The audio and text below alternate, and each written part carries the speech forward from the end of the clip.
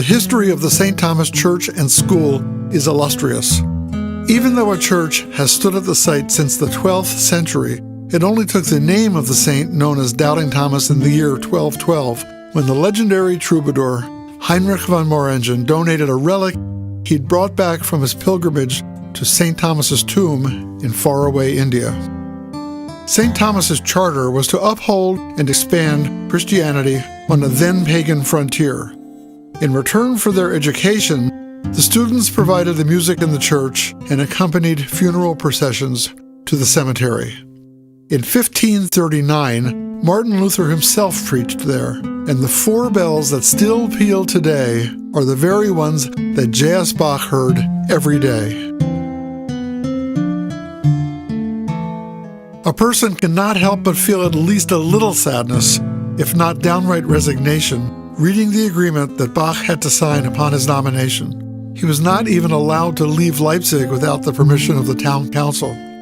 His workload was massive. On the first 3 days of the week, he was in charge of Latin grammar classes from 7 to 8 a.m. and 2 singing lessons from 9 a.m. to noon. On Friday mornings, he was responsible for taking the pupils to early services. Thursday and Saturday were free, but had to be fully devoted to preparing for the Sunday services. And of course, when there was a funeral, he led the procession of boys in singing his motets or chorales on the way to the graveside.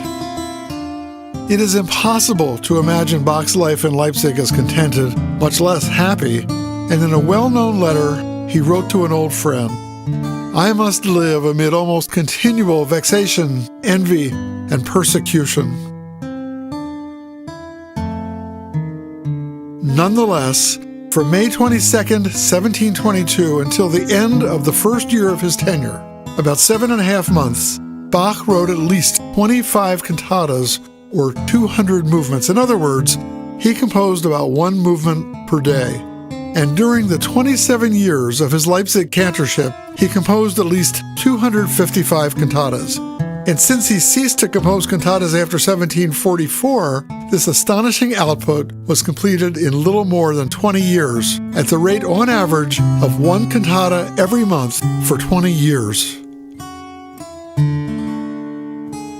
And while he was at it, it was in Leipzig where J.S. Bach composed his stupendous masterworks, the St. Matthew Passion for 2 full orchestras and choirs, the 4 parts of the Klavierübung, the 6 partitas, the Italian Concerto and French Overture, the German Organ Mass, and the Goldberg Variations. He composed Mass in B minor, a musical offering for Frederick the Great, and near to his death, his ultimate statement of fugal counterpoint and harmony, Art of the Fugue.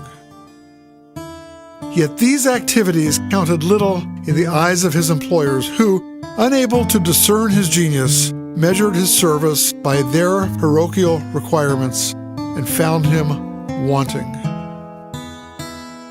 On his deathbed, Bach dictated this verse to a melody he had composed years before. "Before thy throne I now appear. Myself, my all are in thy hand.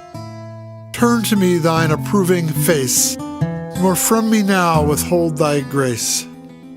Grant that my end may worthy be, and that I awake thy face to see, thyself forevermore to know.